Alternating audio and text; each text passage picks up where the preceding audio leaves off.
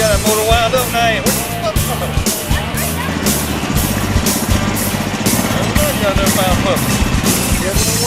Giving them away, eh? I'm not going that way then. Hey, telling hi. Say hello and say Happy July 4th. Happy July 4th. Say it. Wave at her.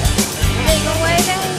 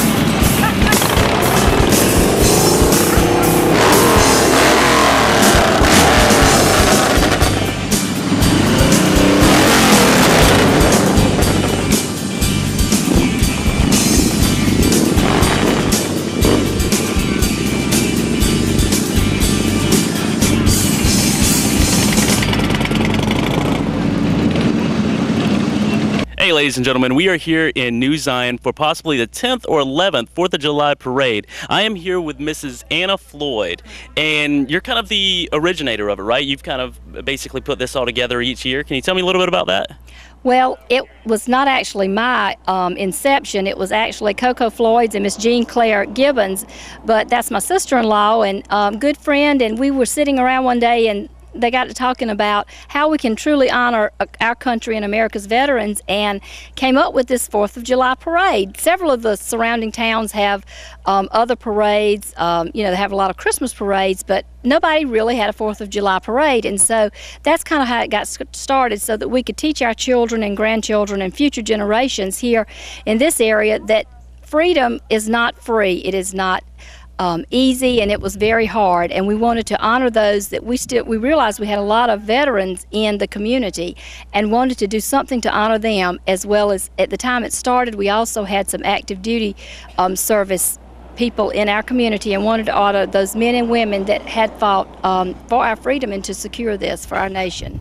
Well, thank you so much. Now, I watched you give a really impassioned speech about July 4th and what it meant to the people in the community. What does July 4th mean to you, and what should it mean to the people who don't know?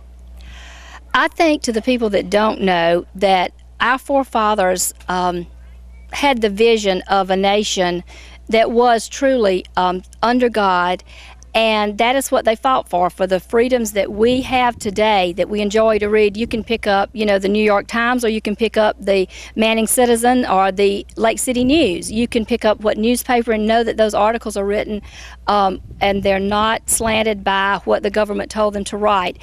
Just as I said earlier, you can elect to protest something. You can worship at the church of your choice. All of those things were very important to our founding fathers.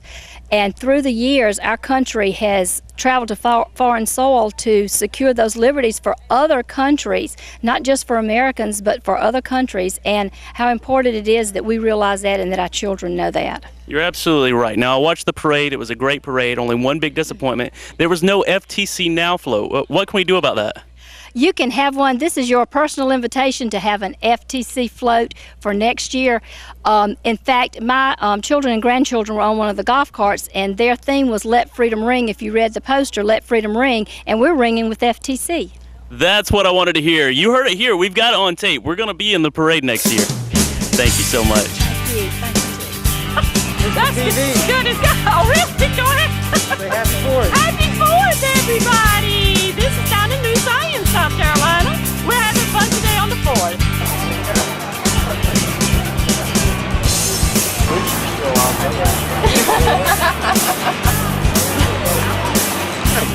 Having fun, yeah. Keep looking there.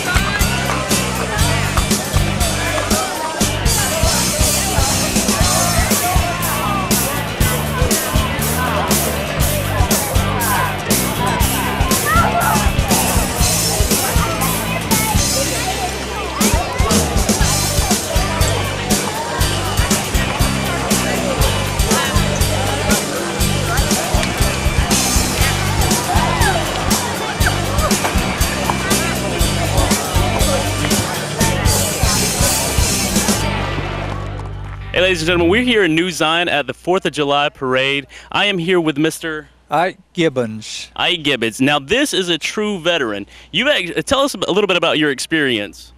Well, I was in the U.S. Navy during World War II, served in the Pacific. I was serving on an LST number 803, and we were in 3 invasions over there in the final years of the war.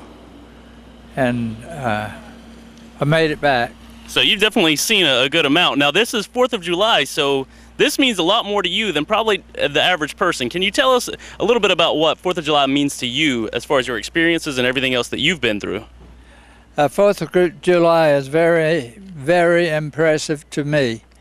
I remember during World War II how patriotic the people of our country were. I never saw or heard of anybody that wasn't a supporter of our efforts during World War II, and I'll never forget that. Now, you were down here in the heat today. You were actually a part of the parade. You were helping it along. Can you tell us what you were doing out there?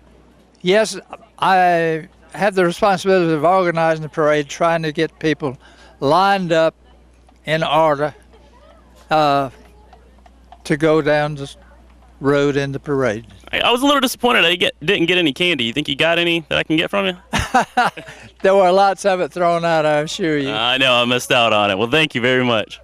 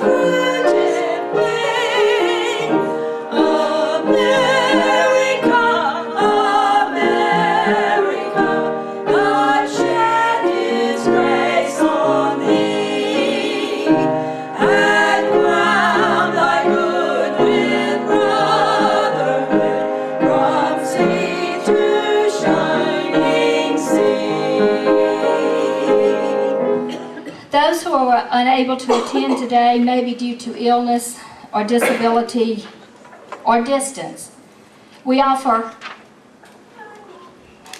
a prayer for them. Heritage and legacy are the most important part of creating a history as a family, as a person, as a community, as a nation. Years of attendance, the 10 years we've been doing this, by most of you here, especially Mr. Billy, we won't even talk about age, he just gets younger. And the fact that we've had him with us this long, and so we're not even going to ask you how many years, but we do know that we're just so, and you look like you did up with the walking cane when I knew you when I was 10 years old. Those who have left us by death over the last 10 years of this celebration, we miss you and we give thanks for your life. Those of you who traveled great distances and participated in the parade, again we say thank you. We also thank you for recognizing America's strength, that it is God, community, and service. As you know, this started mainly as an attempt to honor all the past, present, and future patriots as veterans, including fallen veterans, and to demonstrate to our children and grandchildren that freedom truly is not free. It is not easy. It is not casual. I appreciate the work that these folks have done. I want to congratulate them and thank them for all that they've done.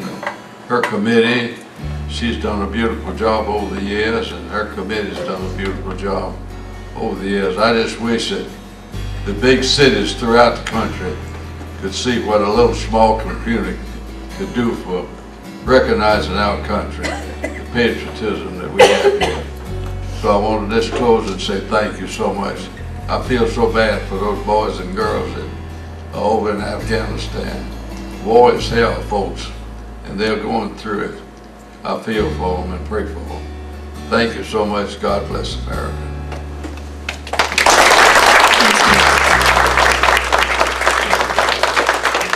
Thank you. That is so true. Hey everybody, we're back here in New Zion for the 4th of July parade and festivities. I'm here with Mr. Bobby Gibbons.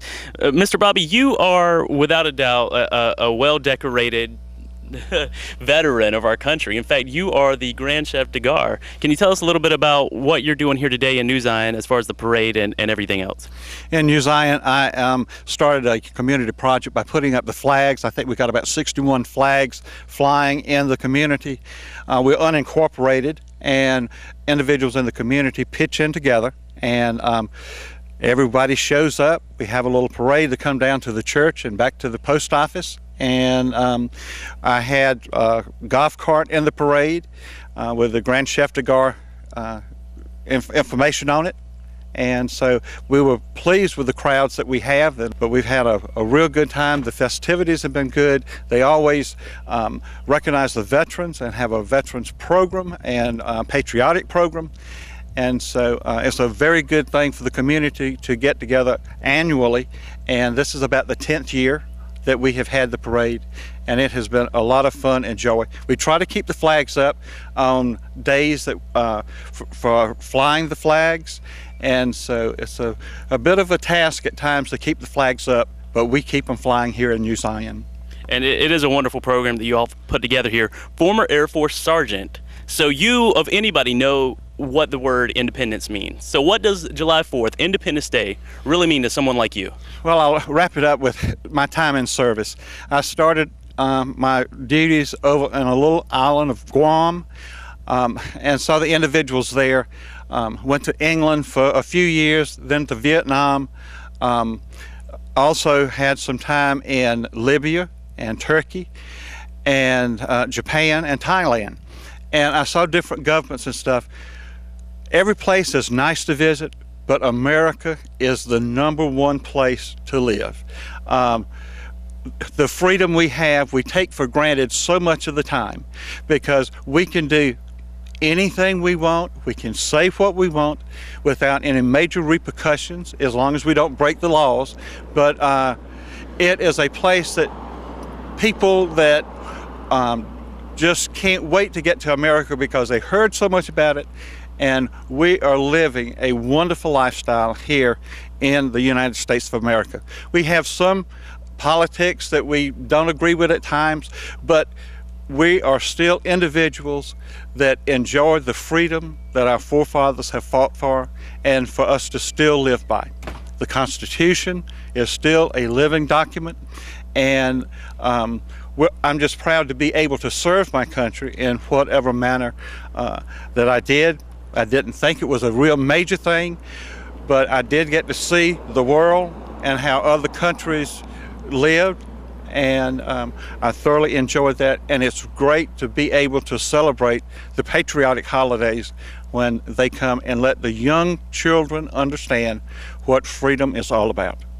Well, there you've had it. This guy has been all over the world, and he chooses to spend July 4th here in New Zion. You got to love that. Thank you so much for all the service that you've given us, and thank you for this interview. We do appreciate it, and thank you, and you're welcome back anytime. Oh, perfect. Stick with us on FTC Now. Tell them to watch FTC Now.